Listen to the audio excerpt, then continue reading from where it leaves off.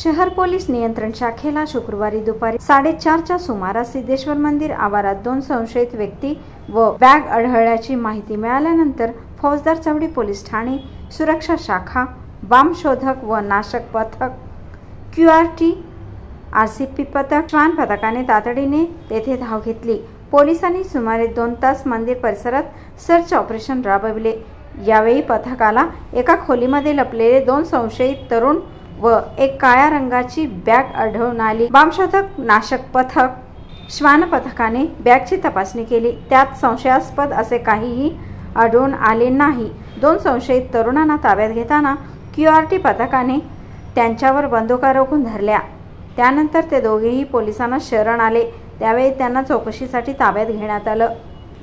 पोलिसांचे search operation सुरू असताना मंदिर परिसरात वरिष्ठ पोलीस अधिकाऱ्यांसह सुमारे 80 पोलिसांचा सहभाग यामध्ये होता।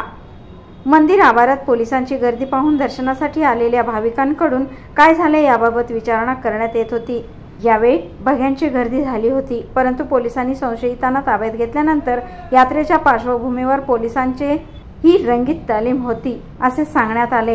हे समजल्यानंतर सर्वांनी सुटकेचा निश्वास टाकला। यामध्ये पोलिसांच्या वाहनाबरोबर रुग्णवाहिका, अग्निशामक दलाची वाहनेही सहभागी झाली होती।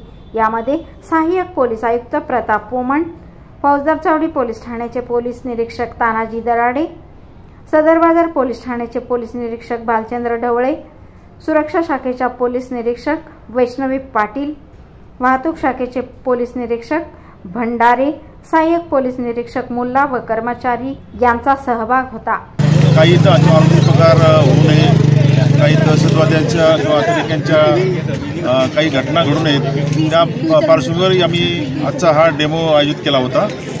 काही संशयित बॅग, काही संशयित इसम दहशतवादी हल्ला झाला आहे अशा बातमीवरून आम्ही हा डेमो इथं आज RCP आणि QRT त्याचबरोबर BDS पथक यांच्या वतीने केलेला आहे आणि सर्व आमचं हे डेमोचं संचलन वगैरे पार पडलेलं आहे। कोणकोणते यामध्ये आमच्याकडे असलेली RCP, QRT, quick response team, त्याचबरोबर बॉम्ब डिस्पोजल पथक, विशेष शाखेचे, सुरक्षा शाखेचे सर्व अधिकारी, त्याचबरोबर FC पोलीस स्टेशनचे, सदर बाजार पोलीस स्टेशनचे पोलीस निरीक्षक, ट्रॅफिकचे पोलीस निरीक्षक आणि लोकल पोलीस स्टेशनचे सर्व स्टाफ या ठिकाणी हजर होता।